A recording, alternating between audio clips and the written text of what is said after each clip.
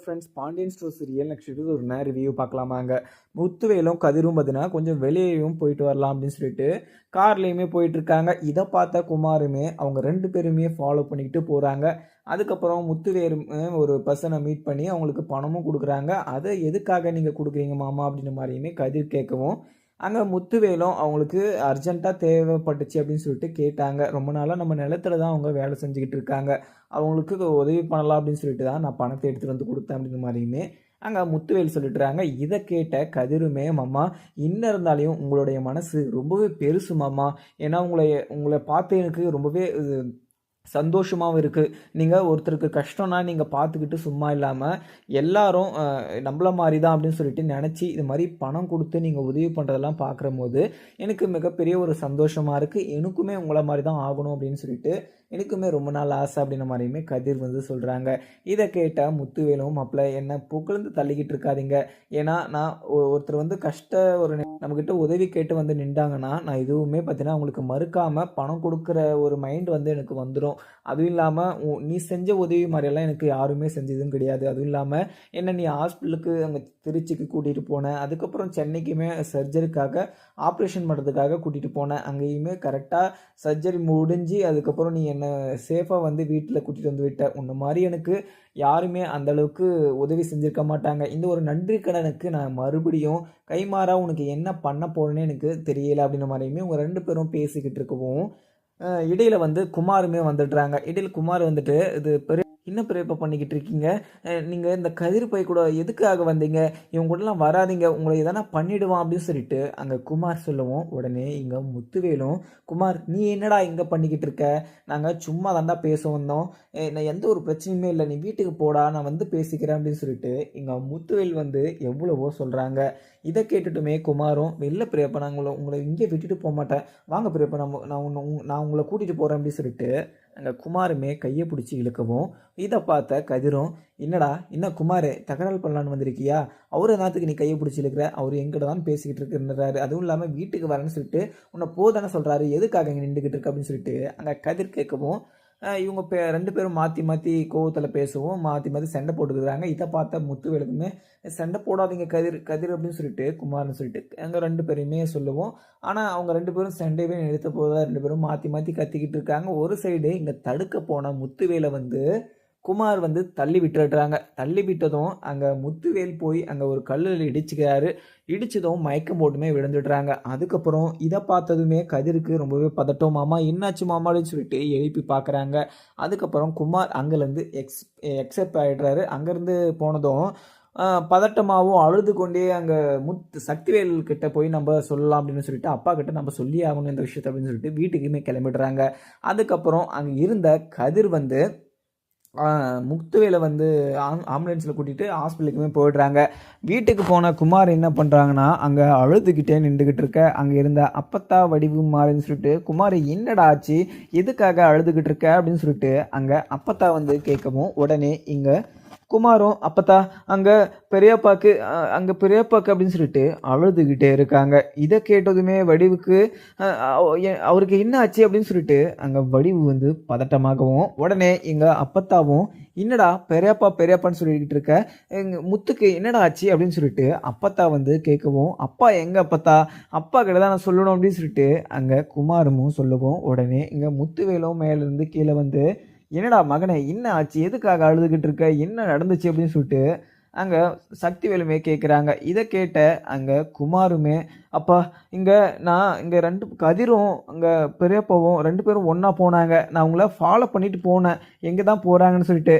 ஆனால் ஒரு இடத்துல கூட்டிகிட்டு போயிட்டு அங்கே பெரியப்பாவை ஒரு கல் மேலே தள்ளி விட்டுட்டான் கதிர் அப்படின்னு சொல்லிட்டு அங்கே குமார் தப்பான ஒரு தகவலை அப்பத்தாக்கிட்டேயும் வடிவு இங்கே சக்திவேல்னு சொல்லிட்டு எல்லார்கிட்டையுமே சொல்கிறாங்க. இதை கேட்டதுமே இங்கே சக்திவேலுக்கு மிகப்பெரிய ஒரு ஆச்சரியம், அது இல்லாமல் பயங்கர கோபம்.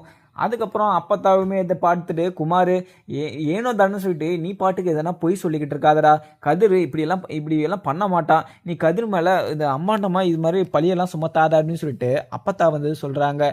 இதை கேட்ட அங்கே சக்திவேலும், இது ஆத்தா என்ன ஆத்தா பேசிக்கிட்டு இருக்க, எனக்கு அப்போவே தெரியும் அங்கே அண்ணனை என்ன பண்ணி வச்சிருக்கான்னு தெரியலையே அப்படின்னு சொல்லிட்டு இங்கே சக்திவேல் வந்து ரொம்பவே பதட்டமாகவும் அங்கே அப்பத்தா கிட்ட சொல்லுவோம். உடனே அப்பத்தாவும், சக்தி நீ தேவையில்லாமல்லாம் பேசிக்கிட்டு இருக்காத, கதிர் இது மாதிரி ஒரு பர்சனே கிடையாது, அதுவும் இல்லாமல் பட் அவன் வந்து இங்கே முத்துவேலை எதுவுமே பண்ணியிருக்க மாட்டான், அங்கே வேறு எதனா ஒன்று நடந்திருக்கு, அந்த விஷயத்த குமார் வந்து நல்லாவே மறைக்கிறான் அப்படின்ற விஷயம் வந்து எனக்கு தெரியுது.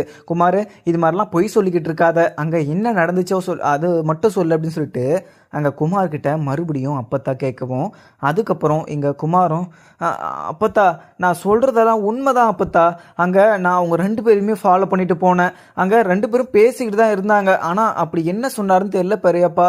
அதை கேட்டதுமே இங்கே கோவத்தில் கதிர் வந்து ஃபாஸ்ட்டாகவும் தள்ளி விட்டுட்டான், அங்கே பெரியப்பா கீழே விழுந்துட்டாங்க. நான் போய் பார்க்கலான்னு நினச்சேன், இந்த விஷயத்த அப்பா கிட்ட சொல்லிட்டு அப்பாவை கூட்டிகிட்டு போகலான்னு சொல்லிட்டு தான் வீட்டுக்கு வந்தேன் அப்படின்னு சொல்லிட்டு இங்கே குமார் வந்து சொல்கிறாங்க. இதை கேட்டுட்டு அவங்களுக்கு ஒரு சைட் பதட்டமாகவும் இருக்குது. ஏன்னா இங்கே முத்துவேலுக்கு என்ன ஆச்சுன்னு சொல்லிட்டு தெரியாமல் அவங்களுக்கு பதட்டமாக இருக்குது. அதுக்கப்புறம் இங்கே சக்திவேலும் குமார் அவங்க எங்கே தான் இருக்காங்க, முதல்ல நம்ம அங்கே போகலாவா அப்படின்னு சொல்லிட்டு அங்கே சக்திவேலும் குமாரை கூட்டிகிட்டு போகும்போது இங்கே குமாரும் அப்பா அவன் நூக்கி தள்ளிட்டு உடனே ஆம்புலன்ஸுக்கெலாம் கால் பண்ணிட்டு இருந்தான்ப்பா, நம்ம டைரெக்டாக ஹாஸ்பிட்டலுக்கு போயிடலாம் அப்படின்னு சொல்லிட்டு அங்கே குமாருமே சொல்கிறாங்க. அதுக்கப்புறம் என்ன இங்கே ரொம்பவே பதட்டமாகவும் கதிர் வந்து முத்துவேலை ஆம்புலன்ஸில் கூட்டிகிட்டு அங்கே ஹாஸ்பிட்டல்லையுமே அட்மிட் பண்ணிவிட்டு டாக்டர் என்னாச்சுன்னே தெரியல, இப்போ தான் கொஞ்சம் நாளைக்கு முன்ன இங்கே கேன்சருக்கு ஆப்ரேஷன் பண்ணி வந்திருக்கு, அது தெரியாமல் இங்கே தவறி கீழே விழுந்துட்டாரு, என்னாச்சுன்னு கொஞ்சம் பாருங்கள் டாக்டர், அவருக்கு எதுவுமே ஆகக்கூடாது, அவருக்கு எதுவும் ஆகாத மாதிரி கொஞ்சம் ட்ரீட்மெண்ட் கொஞ்சம் அர்ஜென்ட்டாக பண்ணுங்கள் டாக்டர் அப்படின்னு சொல்லிட்டு அங்கே டாக்டர்கிட்ட கதிருமே கெஞ்சவும், உடனே டாக்டரும் அப்பா நீ பதட்டப்படாத, எந்த ஒரு பிரச்சனையுமே இருக்காது, அதுவும் இல்லாமல் நீங்கள் கொஞ்சம் நாளைக்கு முன்ன கேன்சருக்கு நீங்கள் ஆப்ரேஷன் வேறு பண்ணியிருக்கீங்க, இந்த மாதிரி ஒரு சுச்சுவேஷனில் நீங்கள் அவரை கொஞ்சம் பத்திரமா பார்த்துருந்துக்கணும் இல்லையா, அவருக்கு இன்னும் ஆகாமல் நாங்கள் பார்த்துக்குறோம், நீங்கள் வெயிட் பண்ணுங்கள் வெளியே அப்படின்னு சொல்லிட்டு அங்கே கதிரை வெளியே உட்கார வச்சுட்டு அவங்களையுமே உள்ளே போய்ட்றாங்க. அதுக்கப்புறம் என்ன சக்திவேல் ஏற்கனவே அங்கே கதிர் மேலேயும் சரி இல்லை பாண்டியன் மேலேயும் சரி ரொம்பவே கோபமாக இருப்பார். ஆனால் இப்போ பெரிய விஷயம் வேறு கிடச்சிருக்கு, சும்மாவா விடுவார். உடனே என்ன பண்ணுறாருனா போலீஸ் ஸ்டேஷன் போயிட்டு அங்கே கதிர் மேலே கொலைப்பழி விழுற மாதிரி அவங்க கேஸையுமே ஸ்ட்ராங்காக கொடுத்துட்டு வந்துடுறாங்க. என்னுடைய அண்ணனை கூட்டிகிட்டு போயிட்டு தெரியாமல் அவரை கொலை பண்ணலாம் அப்படின்னு சொல்லிட்டு கொலை முயற்சி எடுத்திருக்காரு, இவர் மேலே நீங்கள் எஃப்ஐஆர் போட்டு அவரை உடனடியாக நீங்கள் அரெஸ்ட் பண்ணணும் அப்படின்னு சொல்லிட்டு போலீஸை வந்து கையோட கூட்டிகிட்டு வந்திருக்காங்க சக்திவேலுமே. அதுக்கப்புறம் என்ன இதெல்லாம் தெரிஞ்ச அப்பத்தா வடிவும் மாறின்னு சொல்லிட்டு வீட்டில் உக்காந்துக்கிட்டு அவருக்கு என்ன தான் ஆச்சோ அப்படின்னு சொல்லிட்டு ரொம்பவே பதட்டமாக தான் உக்காந்துக்கிட்டு இருக்காங்க. அதுக்கப்புறம் என்ன இங்கே சக்திவேல் வந்து போலீஸ் எல்லாம் கூட்டிக்கிட்டு அங்கே ஹாஸ்பிட்டலில் உள்ளயுமே போயிடுறாங்க. உள்ளே போனதுமே கதிர் வந்து ரொம்பவே பதட்டமாகவும் எதுக்காக இப்போ போலீஸ் எல்லாம் வந்துக்கிட்டு இருக்காங்க அப்படின்னு சொல்லிட்டு பார்க்கவும், உடனே சக்திவேல் வந்து சார் இவன் தான் சார் என்னோட அண்ணனை கூட்டிகிட்டு போயிட்டு கொலை பண்ணலான்னு சொல்லிட்டு இவன் தான் சார் முயற்சி பண்ணான், இவனை ஃபஸ்ட்டு போலீஸ் ஸ்டேஷனில் கூட்டிகிட்டு போங்க, இவன் வெளியே இருந்தானா என்னுடைய அண்ணனுக்கு நிறைய ஆபத்து இருக்குது அப்படின்னு சொல்லிட்டு அங்கே சக்திவேலுமே சொல்லிடுறாங்க. இதை கேட்ட அங்கே போலீஸும் எந்த ஒரு வாக்குமூலமும் கேட்காம கதிரை வந்து அங்கேருந்து அரெஸ்ட் பண்ணிட்டுமே போயிடுறாங்க. அதுக்கப்புறம் இங்கே டாக்டருமே வெளியே வந்து அங்கே சக்திவேல்கிட்டையுமே சொல்கிறாங்க, இங்கே இவரை காப்பாற்றுறது கொஞ்சம் கிரிட்டிக்கல் தான், ஏன்னா இந்த மாதிரி ஒரு சுச்சுவேஷனில் அவருக்கு கேன்சருக்கு வேறு ஆப்ரேஷன் பண்ணியிருக்கீங்க, இந்த மாதிரி டைமில் நீங்கள் அவரை பத்திரமா பார்த்துருந்துருக்கணும், ஆனால் நீங்கள் அவர் வழுகி கீழே விழுந்ததில் பேக் மண்டையில் வந்து ஒரு சென்டிமெண்ட் நரம்பு வந்து கட் ஆயிருக்கு, இவர் கொஞ்சம் காப்பாற்றுறது கொஞ்சம் கிரிட்டிக்கல் தான் அப்படின்னு சொல்லிட்டு போயிடுறாங்க. இதை கேட்ட சக்திவேலுக்கும் மிகப்பெரிய ஒரு அதிர்ச்சி, ஒரு வருத்தம் அப்படின்னு சொல்லிட்டு ரொம்பவே ஃபீல் பண்ணி அழுதுகிட்டு இருக்காரு. ஐயோ என் அண்ணனை கொலை பண்ணுறதுக்கு இல்லை, எங்கள் அண்ணனை சாகவே அடிச்சிட்டான், ஐயோ எங்கள் அண்ணனுக்கு என்னாச்சோ தெரியலையே, ஐயோ டாக்டர் வேற காப்பாற்ற முடியாதுன்னு வேற சொல்கிறாங்களே அப்படின்னு சொல்லிட்டு அழுதுகிட்டே இருக்காங்க சக்திவேலுமே. அதுக்கப்புறம் என்ன இங்கே குமாருமே அழுதுகிட்டே உடனே வீட்டுக்கு கால் பண்ணி அப்பத்தா இங்கே பெரியப்பாவை காப்பாற்ற முடியாதுன்னு சொல்கிறாங்க பெரியப்பா, இது அப்பத்தா எனக்கு ரொம்பவே பயமாக இருக்குது அப்பத்தா அப்படின்னு சொல்லிட்டு குமார் வந்து அப்பத்தா கிட்ட சொல்லுவோம். அப்பத்தா குமார் என்னடா சொல்லிக்கிட்டு இருக்க, முத்துக்கு என்னதான் ஆச்சு, முத்து நல்லா இருக்கானா, அவனுக்கு என்ன ஆச்சு, என்ன ப்ராப்ளம் அப்படின்னு சொல்லிட்டு அப்பத்தா கேட்கவும், உடனே இங்கே குமாரும் அப்பத்தா அங்கே அண்ணனை கொன்னுட்டான் அப்பத்தா கதிர், அண்ணனை காப்பாற்ற முடியாதுன்னு சொல்கிறாங்க டாக்டர், அப்பத்தா நீங்கள் சீக்கிரமாக கொஞ்சம் ஹாஸ்பிட்டலுக்கு வரீங்களா அப்படின்னு சொல்லிட்டு அப்பத்தா கிட்ட சொல்லிட்டு கட் பண்ணிடுறாங்க குமாருமே. இதை கேட்டால் அப்பத்தாக்கு மிகப்பெரிய ஒரு அதிர்ச்சின்னு சொல்லலாம். உடனே இங்கே வடிவும் மாறியும் அவங்களுக்கு உயிரே போன மாதிரி ஆகிடுது. உடனே ஹாஸ்பிட்டலுக்கு போயிட்டு அவங்கள பார்த்தா தான் நிம்மதியாக இருக்கும் அப்படின்னு சொல்லிட்டு அங்கே ஹாஸ்பிட்டலுக்குமே உடனடியாக கிளம்புறாங்க. கிளம்பும்போது இங்கே அரசியுமே வெளியே உக்காந்துக்கிட்டு இருக்காங்க. இவங்க அர்ஜென்ட்டாக கிளம்புறத பார்த்து என்ன ப்ராப்ளம் அப்படின்னு சொல்லிட்டு டக்குன்னு கேட்கவும் முடியல அவங்களால.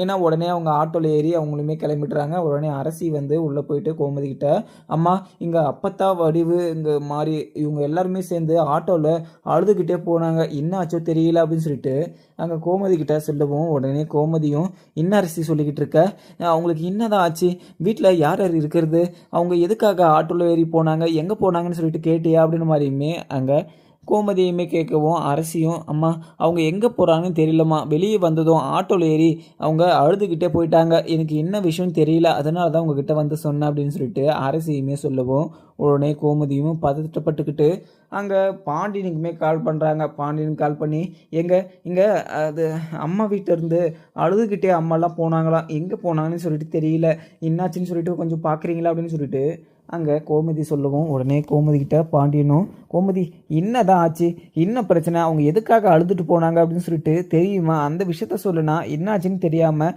நீ பாட்டுக்கு ஏதோ ஒன்று சொல்லிக்கிட்டு இருக்காத அப்படின்னு சொல்லிட்டு பாண்டியன் கேட்கவும், உடனே இங்கே கோமதியும் எனக்குமே அது என்ன விஷயம்னு சொல்லிட்டு தெரியல, அவங்க அழுதுகிட்டே எங்கள் ஆட்டோ ஏறி போனாங்களா, அந்த வழியில் தான் வருவாங்க பாருங்கள், அவங்க எங்கே தான் போகிறாங்கன்னு சொல்லிட்டு பாருங்கள் அப்படின்னு மாதிரியுமே கோமதி சொல்லிட்டு கட் பண்ணிடுறாங்க.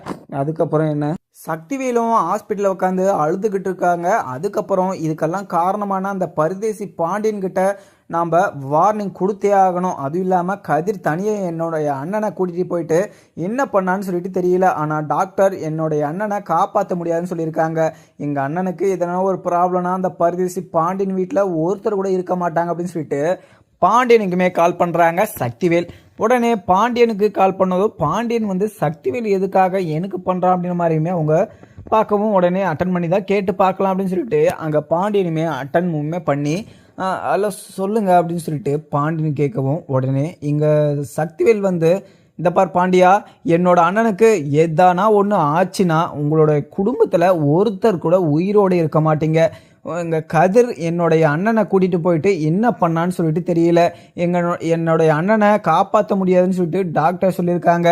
அண்ணனுக்கு எதானா ஒன்று ஆச்சுன்னா நீங்கள் யாருமே உயிரோடு இருக்க முடியாது. அதுவும் இல்லாமல் கதிர் உயிரை நீ பார்க்க கூட முடியாது. ஃபஸ்ட்டு கதிரை வந்து நான் என்ன பண்ணுன்னு சொல்லிட்டு எனக்கே தெரியாது அப்படின்னு மாதிரியுமே அங்கே சக்திவேல் சொல்லவும், உடனே இதை கேட்ட அங்கே பாண்டியனுக்கு என்னதான் ஆச்சுன்னு சொல்லிட்டு ஃபஸ்ட்டு என்ன விஷயத்த சொல்லியா, நீ பாட்டுக்கு எங்கள் அண்ணனுக்கு எதனா ஆச்சுன்னா உங்களை உயிரோடு வர மாட்டான் அப்படி இப்படின்னு சொல்லிட்டு நீ பாட்டுக்கு பேசிக்கிட்டு இருக்க அப்படின்னு சொல்லிட்டு அங்கே பாண்டியன் கேட்கவும், உடனே சக்திவேலும் இந்த பாரு எங்கள் அண்ணன் உன்னுடைய பையன் கூட தான் போயிருக்காங்க. அதுவும் இல்லாமல் உன் பையன் என்னுடைய அண்ணனை கூட்டிகிட்டு போனதும் இல்லாமல் என்னுடைய அண்ணனை கொலை பண்ணுறதுக்கு முயற்சி பண்ணியிருக்கான். அதை குமார் பார்த்துருக்கான். அதுவும் இல்லாமல் என் அண்ணனுக்கு உயிருக்கு எதனா ஆபத்து வந்துச்சுன்னா உன்னை நான் உயிரோடையே விட மாட்டேன் அப்படின்னு சொல்லிட்டு அங்கே மறுபடியும் சக்திவேல் சொல்லவும், உடனே இதை கேட்டதுமே பாண்டியனுக்கு ரொம்பவே பதட்டமாக இருக்குது. கதிர் என்ன தான் பண்ணி வச்சானோ தெரியலையே அப்படின்னு சொல்லிட்டு அங்கே பாண்டியனுமே காலை கட் பண்ணிடுறாங்க. ஏன்னா சக்திவேல் வந்து சும்மாவே வந்து பிரச்சனைக்கு வருவாங்க. ஆனால் இவ்வளோ பெரிய விஷயம் கிடச்சிருக்கு, சும்மாவை விடுவாங்க.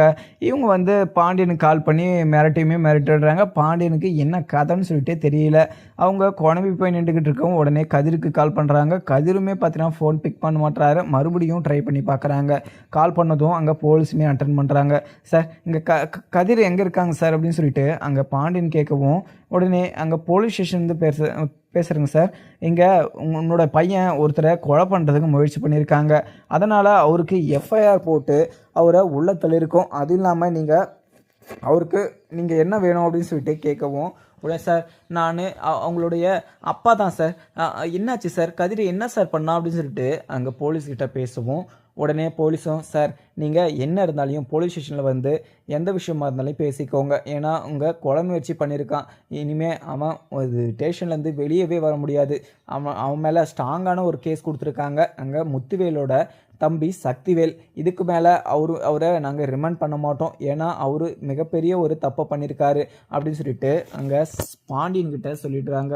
பாண்டியனுக்கு ரொம்பவே பதட்டம், என்னதான் ஆச்சோ தெரியலையே, எதனால இங்கே கதிரை போலீஸ் கூட்டிகிட்டு போய் உட்கார வச்சுருக்காங்க, ஐயோ அப்படின்னு சொல்லிட்டு பதட்டமாகவும் அங்கேருந்து வீட்டுக்குமே போகிறாங்க. வீட்டுக்கு போனதும் கோமதி கதிர் எங்கே போனா, கதிரை இங்கே போலீஸ் வேற கூட்டிகிட்டு போயிருக்காங்களாம், இங்கே சக்தி வேலை அந்த பக்கத்தில் இருக்கிறவன் கால் பண்ணி என்ன மிரட்டுறான், எங்கள் அண்ணனுக்கு எதனா ஒரு பிரச்சனை ஆச்சுன்னா உன்னை நான் சும்மாவே விட மாட்டேன் அப்படின்னு சொல்லிட்டு என்ன கதைன்னு சொல்லிட்டு எனக்கு தெரியல அப்படின்ற மாதிரியுமே அங்கே பாண்டியன் வந்து கோமதி கிட்ட சொல்லுவோம். கோமதி இது கேட்டதும் அண்ணனுக்கு என்னதான் ஆச்சுங்க, அண்ணனுக்கு என்ன பிரச்சனையா, என்னாச்சு, அவங்க கால் பண்ணி என்ன சொன்னாங்க, கதிரி ஏன் போலீஸ் ஸ்டேஷனில் இருக்கான் அப்படின்னு சொல்லிட்டு அங்கே இருக்கவங்க எல்லாருக்குமே குழப்பமாகவும் இருக்குது. அதுக்கப்புறம் என்ன, இங்கே அப்பத்தா வடிவு மாறின்னு சொல்லிட்டு இவங்க எல்லாருமே ஹாஸ்பிட்டலுக்குமே போய்ட்றாங்க. ஹாஸ்பிட்டலுக்கு போனதும் சக்திவேல் உட்காந்து அழுதுகிட்டு இருக்காங்க.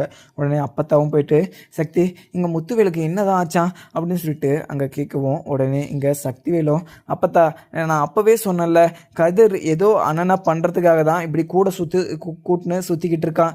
எனக்கு அப்போவே சந்தேகமாக இருந்துச்சு அண்ணனை ஏதோ ஒன்று பண்ணுறான் அப்படின்னு சொல்லிட்டு. ஆனால் அண்ணனை காப்பாற்றவே முடியாதுன்னு சொல்லிட்டு டாக்டர் சொல்லியிருக்காங்க. அப்பத்தா எனக்கு என்னதான் பண்ணுறேன்னு சொல்லிட்டு புரியல அப்படின்ற மாதிரியுமே அங்கே சக்திவேல் சொல்லுவோம். இதை கேட்டால் அப்பத்தாவும் சக்தி என்னடா சொல்கிற, இங்கே முத்துவேலை இந்த கதிர் என்ன தான் பண்ணானா அப்படின்னு சொல்லிட்டு கேட்கவும், உடனே இங்கே கொலை பண்ணுறதுக்கு தான் அங்கே கூட்டிகிட்டு போயிருக்கான் கதிர். அங்கே ஒரு கிணறு ஓரமாக கூட்டிகிட்டு போயிட்டு அண்ணனை கல்லிலே தள்ளி விட்டுட்டு இருக்கான். அண்ணனுக்கு மண்டையில் அடிபட்டு ரத்தம் வந்து அதிகமாக லாஸ் ஆகிடுச்சான். அதுவும் இல்லாமல் ஏற்கனவே அவங்களுக்கு ஆப்ரேஷன் பண்ணியிருக்கிறதுனால இப்போ அவங்க கிரிட்டிக்கல் கண்டிஷனில் இருக்காங்க அப்படின்னு மாதிரியுமே டாக்டர் சொல்லியிருக்காங்க. எனக்கு என்ன பண்ணுறதுன்னு சொல்லிட்டு தெரியல அப்படின்ற மாதிரியுமே அங்கே சக்திவேல் சொல்லிட்டுறாங்க. உடனே அங்கே வீட்டில் இருந்து பாண்டியனும் கோமதியுமே போலீஸ் ஸ்டேஷன் போகிறாங்க. போலீஸ் ஸ்டேஷன் போனதும் அங்கே போலீஸ்கிட்ட போயிட்டு சார் என்னோடய பையன் என்ன தப்பு சார் பண்ணால் அவனை எதுக்கு நீங்கள் கூட்டிகிட்டு வந்து உட்கார வச்சுருக்கீங்க அப்படின்னு சொல்லிட்டு அங்கே கோமதி கேட்கவும், உடனே போலீஸுமே இந்த பாருமா உங்கள் பையன் மேலே ஸ்ட்ராங்கான ஒரு கேஸ் கொடுத்துருக்காங்க. அதுவும் இல்லாமல் ஒருத்தரை கொலை பண்ணுறதுக்கு முயற்சி பண்ணியிருக்கான் உன்னோட பையன். அதுவும் இல்லாமல் அவர் ஹாஸ்பிட்டலில் உயிருக்கு போராடிட்டுருக்காரு. அவருக்கு எதனா ஒன்றுனா இவன் வெளியவே வர முடியாது பார்த்துக்கோங்க. நீங்கள் என்ன பேசுகிறதா இருந்தாலையும் அங்கே இது அடிப்பட்டவங்கக்கிட்ட நீங்கள் போய் பேசிக்கோங்க அப்படின்னு சொல்லிட்டு போலீஸுமே சொல்லிட்டுறாங்க. இதை கேட்ட அங்கே பாண்டியனும் கோமதியும் உடனே என்னுமே புரியாமலும் உக்காந்துக்கிட்டு இருக்காங்க. யார் அடித்தான் கதிரை, இப்படிப்பட்ட பையனே இல்லையே, என்ன சொல்லிக்கிட்டு இருக்காங்க சார், நீங்கள் என்ன சொல்கிறீங்கன்னு சொல்லிட்டு எனக்கு ஒன்றுமே புரியல. அவன் கொலை பண்ணுறதுக்கெல்லாம் அது மாதிரி ஒரு ஆளே இல்லை சார். அவன் ஒரு எறும்பு கூட துரோகம் நினைக்காத ஒரு பர்சன் சார். நீங்கள் அவனை கூட்டிகிட்டு வந்து நீங்கள் இங்கே உட்கார வச்சுருக்கீங்க. அவன் இந்த கொலையை பண்ணான்னு சொல்லிட்டு உங்ககிட்ட என்ன ஆதாரம் இருக்குது? நீங்கள் எல்லாரும் சொல்கிறாங்கன்னு சொல்லிட்டு கேட்டுக்கிட்டு என்னோடய பையனை தூக்கிட்டு வந்து நீங்கள் உள்ளே வைக்கிறது மிகப்பெரிய ஒரு தப்பு சார். சாட்சி இல்லாமல் நீங்கள் அவன் மேலே எஃப்ஐஆர் போடுறதே மிகப்பெரிய ஒரு தப்பு அப்படின்னு சொல்லிட்டு அங்கே பாண்டியனுமே சொல்கிறாங்க. இதை கேட்ட போலீஸுமே இதை பாருங்க சார், எங்களுக்கு என்ன பண்ணணும் என்ன பண்ணக்கூடாதுன்னு சொல்லிட்டு நீங்கள் சொல்லி கொடுக்காதீங்க. எங்களுக்கு எல்லாமே நல்லாவே தெரியும். அது இல்லாமல் அங்கே ஹாஸ்பிட்டலில் ஒரு பேஷண்ட் வந்து அங்கே உயிருக்கே போராடிட்டு இருக்காங்க. அவங்க இப்படி இருக்கிறதுக்கு நிலைமைக்கு காரணமே உன்னோட பையன்தான். ஏன்னா அவரை கொலை பண்ணுறதுக்காக கீழே நூக்கி விட்டுக்கிறாங்க. அவங்களும் இல்லாமல் மண்டையில் அடிபட்டு அவர் ஹாஸ்பிட்டலில் இருக்கார். அவருடைய தம்பி தான் இவர் மேலே கேஸ் கொடுத்துருக்காங்க. அவங்க தம்பி வந்து இந்த கேஸை வாபஸ் வாங்கினா மட்டும்தான் இவர் வந்து வெளியே வர முடியும். அது இல்லாமல் ஹாஸ்பிட்டலில் இருக்கவர் நல்லபடியாக ரிக்கவர் ஆகணும். அவருக்கு எதுவுமே ஆகாமல் இருந்தால் மட்டும்தான் இவரை காப்பாற்ற முடியும் அப்படின்னு சொல்லிட்டு அங்கே போலீஸுமே சொல்லிட்டுறாங்க. இங்கே கோமதியும் பாண்டியனும் பேசியுமே அங்கே எந்த ஒரு பிரயோஜனமும் கிடையாது. உடனே ஹாஸ்பிட்டல் எங்கே இருக்குது அப்படின்னு சொல்லிட்டு போலீஸ்கிட்ட கேட்டுட்டு அங்கேருந்து கிளம்பிடுறாங்க பாண்டியனும் கோமதியும். அங்கே ஹாஸ்பிட்டலுக்கு போனதும் அப்பத்தா வடிவு மாறி சக்திவேல்னு சொல்லிட்டு எல்லாருமே அங்கே தான் இருக்காங்க. இங்கே கோமதி அப்பத்தாவை பார்த்ததும் அம்மா என்னம்மா ஆச்சு, அண்ணனுக்கு என்ன ஆச்சு, அவரு என்ன சொல்கிறாங்க டாக்டர் அப்படின்னு சொல்லிட்டு அங்கே கோமதி கேட்கவும், உடனே இங்கே அப்பத்தாவும் கோமதி அவனை காப்பாற்ற முடியாதுன்னு சொல்கிறாங்க. கோமதி இது முத்துக்கு என்ன ஆச்சுன்னே தெரியல, இங்கே குமார் தான் வந்து சொன்னான். ஏன்னா கதிர் வந்து அங்கே முத்துவை கீழே தள்ளிவிட்டு மண்டையில் அடிபட்டுருச்சு அப்படின்னு சொல்லிட்டு இங்கே என்ன ஆச்சுன்னு சொல்லிட்டு அங்கே தெரியல. ஆனால் குமார் தான் வந்து கதிர் தான் அங்கே அண்ணனை இது பெரியப்பாவை கீழே தள்ளி விட்டுறான்னு சொல்லிட்டு ரொம்பவே அழுதுகிட்டே வந்து சொன்னான். அதுக்கப்புறம் ஹாஸ்பிட்டல் வந்து பார்த்தா அங்கே முத்து மூச்சு பேச்சுக்கு இல்லாமல் படுத்துக்கிட்டு இருக்கான். இதெல்லாம் பார்க்கறதுக்கு தான் நான் உயிரோடு இருக்கேனா அப்படின்னு சொல்லிட்டு அங்கே அப்பத்தா வந்து அழுதுகிட்டே இருக்கவும், உடனே அங்கே கோமதியும் அம்மா எதுவுமே ஆகாது அண்ணனுக்கு, அண்ணனை இங்கே கதிர் வந்து தள்ளி விட்டுருக்க மாட்டான், அங்கே ஏதோ நடந்திருக்கு, அண்ணனுக்கு ஃபஸ்ட்டு என்ன ஆச்சுன்னு சொல்லிட்டு பார்த்துட்டு அதுக்கப்புறம் என்ன நடந்துச்சுன்னு சொல்லிட்டு நான் விசாரிக்கிறேன் அப்படின்ற மாதிரியுமே அங்கே கோமதி சொல்லிட்டு அங்கே டாக்டர்கிட்டையுமே போய் பேசுகிறாங்க. இங்கே பாண்டியனும் கோமதியும் டாக்டர்கிட்ட பேசவும், உடனே அங்கே கோமதி கிட்டையும் டாக்டர் வந்து ஏற்கனவே ஆப்ரேஷன் பண்ணியிருக்காங்க. அதுவும் இல்லாமல் அவர் வந்து பலமாக தலையில் பின்னாடி அடிபட்டிருக்கு. அதுவும் இல்லாமல் அங்கே கல்லில் அடிபட்டதும் தலையில் வந்து பலமாக அடிபட்டு பிளட்டு வந்து நிறைய லாஸ் ஆகிருக்கு. அவருக்கு பிளட்டு வந்து அரேஞ்ச் பண்ணியிருக்கோம். அதுவும் இல்லாமல் அவரை கன்ஃபார்மாக ஷோராக வந்து காப்பாற்ற முடியுமா அப்படின்னு சொல்லிட்டு சொல்ல முடியாது. பட் அவர் வந்து பிழைக்கிறதுக்கு நிறைய வாய்ப்பு இருக்குது. அதுவும் இல்லாமல் அவருக்கு காப்பாற்ற வேண்டியது எங்களோட பொறுப்பு. அதுவும் இல்லாமல் அவருக்கு எதுவும் ஆகாமல் இருக்காத மாதிரி இது நாங்கள் நல்லா தான் பண்ணுவோம். ஆனால் 1% அவருக்கு காப்பாற்ற முடியாமலும் போகலாம். பட் அவங்கள காப்பாற்றிடுமே எல்லாம். ஏன்னா அவருக்கு ஏற்கனவே ஆப்ரேஷன் பண்ணாமல் இருந்தால் ஷூராக அவரை காப்பாற்றிருக்கலாம். ஏன்னா ஏற்கனவே அவருக்கு ஆப்ரேஷன் பண்ணியிருக்கிறதுனால இப்போ கொஞ்சம் கிரிட்டிக்கல் தான் சொல்ல முடியும் அப்படின்னு சொல்லிட்டு டாக்டர் வந்து சொல்லிடுறாங்க. இதை கேட்ட கோமதியும், டாக்டர் எவ்வளோ செலவானாலும் பரவாயில்ல, அண்ணனை கொஞ்சம் காப்பாற்றிருங்க டாக்டர். என் அண்ணனுக்கு ஏற்கனவே இங்கே இப்போ தான் ஆப்ரேஷன் முடித்து வீட்டில் ரெஸ்ட் எடுத்துகிட்டு இருந்தார். இந்த மாதிரி ஒரு சமயத்தில் இப்படி ஒரு சம்பவம் நடந்துடுச்சு. எப்படியாவது அண்ணனை காப்பாற்றிருங்க டாக்டர் அப்படின்னு சொல்லிட்டு கையை பிடிச்சி டாக்டர்கிட்ட கெஞ்சிக்கிட்டு இருக்காங்க கோமதியும். உடனே டாக்டரும், அம்மா நீங்கள் எங்கிட்ட அழுது எந்த ஒரு பிரயோஜனமும் கிடையாது. அவரை காப்பாற்றுறதுக்கு வேண்டிய எல்லா முயற்சியும் நாங்கள் எடுக்கிறோம். ஆனால் பட் அவரை வந்து காப்பாற்ற முடியலைன்னா எங்களால் ஒன்றுமே பண்ண முடியாது அப்படின்னு சொல்லிட்டு டாக்டருமே சொல்லி வெளியே அமுச்சு விட்டுடுறாங்க பாண்டியனும் கோமதியும். உடனே இங்கே கோமதி பாண்டியன்கிட்ட போயிட்டு சட்டையை பிடிச்சி சக்திவேலும், என்னோட அண்ணனுக்கு எதனா ஒன்று ஆச்சுன்னா உன்னை நான் உயிரோடையே விட மாட்டேன். அதுவும் இல்லாமல் கதிரையும் உன்னையும் நான் அங்கே வெட்டிட்டு நான் ஜெயிலுக்கு போகணும் தவிர உங்களை நான் உயிரோடையே விட மாட்டேன் அப்படின்னு சொல்லிட்டு சக்திவேலுமே சொல்லிக்கிட்டு இருக்காங்க பாண்டியன்கிட்ட. யோ என்ன நடந்துச்சுன்னு தெரியல, நீ பாட்டுக்கு கத்திட்டு இருக்க. அங்கே ஒருத்தர் உயிருக்கு போராடிட்டு இருக்காரு. கதிர் வந்து அவரை எதுவுமே பண்ணியிருக்க மாட்டான். நீங்கள் தான் ஏதோ பண்ணியிருக்கீங்க. குமார் தான் ஏதோ பண்ணியிருக்கான். ஏன்னா குமாரை மூஞ்ச பார்த்தாவே எனக்கு நல்லாவே தெரியுது. குமார் வந்து பயப்படுறான். அப்போ குமார் தான் ஏதோ ஒன்று பண்ணியிருக்கான் அப்படின்னு சொல்லிட்டு அங்கே பாண்டியன் சொல்லவும், உடனே இதை கேட்ட சக்திவேலுமே, என்னடா உன்னோட பையன் எங்கள் அண்ணனை கொண்டதுனால இப்போ அந்த பழியை என்னோட பையன் மேலே நீ தூக்கி போடுறியா? நீ இப்படியெல்லாம் தப்பிச்சிடவே முடியாது. நான் உன்னை சும்மாவே விட மாட்டேன். அதுவும் இல்லாமல் உன்னுடைய பையன் மேலே நான் ஸ்ட்ராங்காக கேஸ் கொடுத்துருக்கேன். அவன் வெளியவே வர முடியாது. அதுவும் இல்லாமல் அண்ணனுக்கு எதனா ஒன்று ஆச்சுன்னா உன் பையனை உயிரோடையே பார்க்க முடியாது. கடைசி வரைக்கும் ஜெயிலில் களி தான் தின்னுக்கிட்டு இருக்கணும் அப்படின்னு சொல்லிட்டு சக்திவேலுமே சொல்லிட்டுறாங்க. அதுக்கப்புறம் டாக்டரும் பரபரப்பாக அவங்களுக்கு ட்ரீட்மெண்ட்டுமே பார்த்துக்கிட்டு இருக்காங்க. அதுக்கப்புறம் ஒரு வழியாக அங்கே பேக் மண்டியில் ஆப்ரேஷன் சர்ஜரி முடித்து உடனே டாக்டருமே வெளியே வராங்க. உடனே டாக்டர் வெளியே வந்ததும் அங்கே சக்திவேலை பார்த்து, இந்த பாருங்கள், அங்கே அவர் வந்து நல்லபடியாக ஆப்ரேஷன் முடிஞ்சிருச்சு. அவர் மயக்க நிலையில் இருக்கார். அதுவும் இல்லாமல் மயக்க நிலையிலிருந்து இன்னும் 1 ஹவருக்குள்ளே அவர் மயக்க நிலையிலேருந்து திரும்பிட்டாருன்னா அவருக்கு எந்த ஒரு பிரச்சனையும், அப்படி அவர் மயக்க நிலையிலேருந்து திரும்பலைன்னா கோமா ஸ்டேஜ் வரையும் போயிடுவார். அதுக்கப்புறம் அவரை காப்பாற்ற முடியுமா அப்படின்றது கொஞ்சம் கிரிட்டிக்கல் தான் அப்படின்னு சொல்லிட்டு டாக்டர் சொல்லிடுறாங்க. இதை கேட்ட சக்திவேலுக்கு மிகப்பெரிய ஒரு அதிர்ச்சியாகவும் பதட்டமாகவும் உடனே அழுதுகிட்டே, இந்த பாரடா பாண்டியா, பரதேசி பாண்டியா, என்னோட அண்ணனுக்கு எதனா ஒன்று இப்போ ஆயிடுச்சுன்னா நான் உன்னை உயிரோடையே விட மாட்டேன். என்னுடைய அண்ணன் என்னடா தப்பு பண்ணாரு? எதுக்காகடா எங்களுடைய அண்ணனை கொலை பண்ணுறேன்னு சொல்லிட்டு இவ்வளோ வைரியமாக இவ்வளோ கோபமாக சுற்றிக்கிட்டு இருக்கீங்க? எனக்கு அப்போவே தெரியும் கதிர் என்னுடைய அண்ணனை கூட கூட்டிக்கிட்டு சுற்றிக்கிட்டு இருக்கும்போதே. ஆனால் இவ்வளோ பெரிய தப்பை பண்ணிவிட்டு நீங்கள் மனசாட்சி இல்லாமல் என்னுடைய அண்ணனை பார்க்கறதுக்கு வந்திருக்கீங்களா? இல்லை இன்னும் கொஞ்சம் உயிர் இருக்குது அதையும் நீங்கள் ஃபுல்லாக இது கொலை பண்ணிட்டு போயிடலான்னு சொல்லிட்டு வந்தீங்களா அப்படின்னு சொல்லிட்டு சக்தியில் வந்து கத்தவும், இதை கேட்ட அங்கே பாண்டியனும், யோ என்னோட பையன் அப்படியேப்பட்ட பையன் கிடையாதுயா. அப்படி நான் என்னோட பையனை வளர்க்க கிடையாது. உன்னோட பையனை தான் நீ கொலை பண்ணுற மாதிரி வளர்த்து வச்சிருக்க. எனக்கு ரொம்பவே சந்தேகமாக இருக்குது. உன்னுடைய பையன்தான் அவரை தள்ளிவிட்டு கொலை பண்ணலான்னு சொல்லிட்டு முயற்சி பண்ணியிருப்பான். இப்போ இங்கே வந்து மாற்றி பேசிக்கிட்டு இருக்கான். நீ நல்லா விசாரியா, உன்னோட பையன்தான் அவரை தள்ளிவிட்டு கொலை பண்ணலான்னு சொல்லிட்டு முயற்சி பண்ணியிருப்பாரு அப்படின்னு சொல்லிட்டு அங்கே பாண்டியன் சொல்லவும், இதை கேட்ட அங்கே சக்திவேலும், குமார் என்னடா இவர் சொல்கிறதெல்லாம் உண்மையா? நீ தான் அவரை கீழே தள்ளிவிட்டியா? ஏண்டா நீ பொய் சொல்லாமல் மறைக்காமல் எல்லா உண்மையும் சொல்கிற. கதிர் தானே கீழே தள்ளிவிட்டான், நீ நல்லா பார்த்தல்ல, இல்லை நீ தான் அண்ணனை தள்ளிவிட்டியா அப்படின்னு சொல்லிட்டு அங்கே சக்திவேல் கேட்கவும், உடனே குமாரும், அப்பா நான் எதுக்குப்பா அவரை தள்ளிவிட போகிறேன்?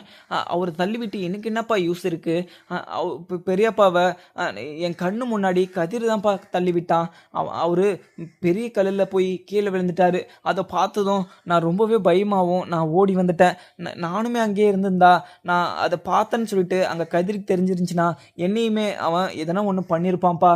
அதனால தான் நான் உங்களை கூட்டிகிட்டு வரலான்னு சொல்லிட்டு நான் வீட்டுக்கு வந்தேன். நான் எங்கள் 2 கண்ணால் பார்த்தேன்ப்பா, கதிர் தான் பெரியப்பாவை கீழே தள்ளி விட்டான் அப்படின்னு சொல்லிட்டு குமார் வந்து சொல்லவும், இதை கேட்ட சக்திவேலும் அங்கே பாண்டியன் கிட்ட, கேட்டியாடா பாண்டியா, இங்கே உன்னோட பையன்தான் என்னோட அண்ணனை கீழே தள்ளிவிட்டு கொலை பண்ணுறதுக்கு முயற்சி பண்ணியிருக்கான். ஆனால் என்னோட அண்ணனுக்கு எதுவும் ஆகக்கூடாதுன்னு சொல்லிட்டு கடவுளை வேண்டிக்கோ. என் அண்ணனுக்கு எதனா ஒன்று ஆச்சுன்னா உன்னோட பையனை நான் சும்மாவே விட மாட்டேன் அப்படின்னு சொல்லிட்டு சக்திவேல் அழுதுகிட்டே சொல்லிக்கிட்டு இருக்காங்க. அதுக்கப்புறம் என்னென்னதுன்னு பார்க்கலாம் வாங்க. வீடியோ பிடிச்சிருந்தா லைக் பண்ணுங்கள். Thank you friends.